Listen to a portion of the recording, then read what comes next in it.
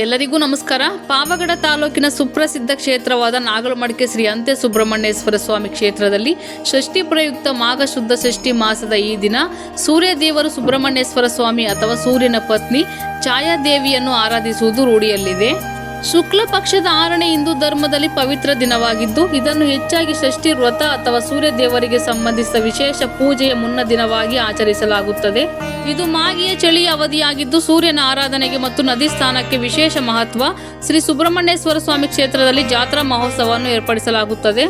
ಮಾಘ ಮಾಸದ ಷಷ್ಠಿ ಜಾತ್ರೆಗೆ ಕರ್ನಾಟಕ, ಆಂಧ್ರ ಭಾಗಗಳಿಂದ ಭಕ್ತಾದಿಗಳು ಆಗಮಿಸಿ ಶುದ್ಧ ಮನಸ್ಸಿನಿಂದ ವ್ರತ ಆಚರಿಸುವುದರಿಂದ ದರಿದ್ರ ನಾಶವಾಗುತ್ತದೆ ಎಂಬ ನಂಬಿಕೆಯ ಪೂಜೆ ಸಲ್ಲಿಸುವ ಮುಖಾಂತರ ದೇವರ ದರ್ಶನ ಪಡೆದು ಪುನೀತರಾಗುತ್ತಾರೆ. ಮಾಘ ಮಾಸದ ಪ್ರಯುಕ್ತ ದೇವಸ್ಥಾನದಲ್ಲಿ ಸುಬ್ರಹ್ಮಣ್ಯೇಶ್ವರ ಸ್ವಾಮಿ ದೇವರಿಗೆ ಹಲವು ಬಗೆಯ ವಿಶೇಷ ಅಭಿಷೇಕಗಳೊಂದಿಗೆ ಪೂಜಿಸಲಾಗಿರುತ್ತದೆ. ಜಾತ್ರಾ ಪ್ರಯುಕ್ತ ಬಂದ ಭಕ್ತಾದಿಗಳಿಗೆ ಅನ್ನದಾಸೋಹ ಕಾರ್ಯಕ್ರಮವನ್ನು ಸಹ ಮಾಡಿಕೊಡಲಾಗಿರುತ್ತದೆ.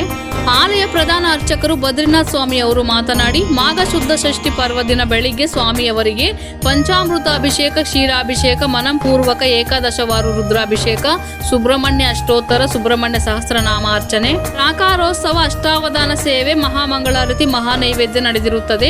ಶ್ರೀ ಸ್ವಾಮಿಯವರು ಭಕ್ತರಿಗೆ ಆಯುರಾರೋಗ್ಯ ಅನುಗ್ರಹಿಸಲಿ ಎಂದು ಭಗವಂತನಲ್ಲಿ ಪ್ರಾರ್ಥನೆ ಮಾಡಿದರು. విశేషమైనటువంటి పర్వదినము.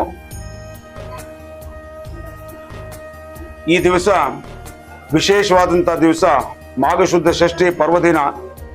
ಈ ದಿವಸ ಬೆಳಿಗ್ಗೆ ಶ್ರೀ ಸ್ವಾಮಿಯವರಿಗೆ ಪಂಚಾಮೃತ ಅಭಿಷೇಕ, ಮಹಾನ್ಯಾಸಪೂರ್ವಕ ಏಕಾದಶವಾರ ರುದ್ರಾಭಿಷೇಕ, ಸುಬ್ರಹ್ಮಣ್ಯ ಅಷ್ಟೋತ್ತರ, ಸುಬ್ರಹ್ಮಣ್ಯ ಸಹಸ್ರನಾಮಾರ್ಚನೆ, ಪ್ರಾಕಾರೋತ್ಸವ, ಅಷ್ಟಾವಧಾನ ಸೇವೆ, ಮಹಾಮಂಗಳಾರತಿ, ಮಹಾನೈವೇದ್ಯ ಇದೆಲ್ಲ ನಡೆದಿರುತ್ತೆ.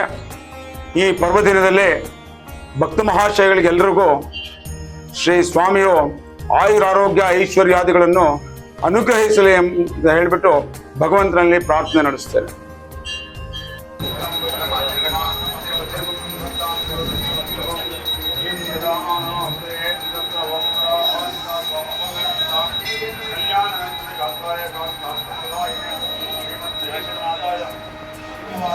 Thank you.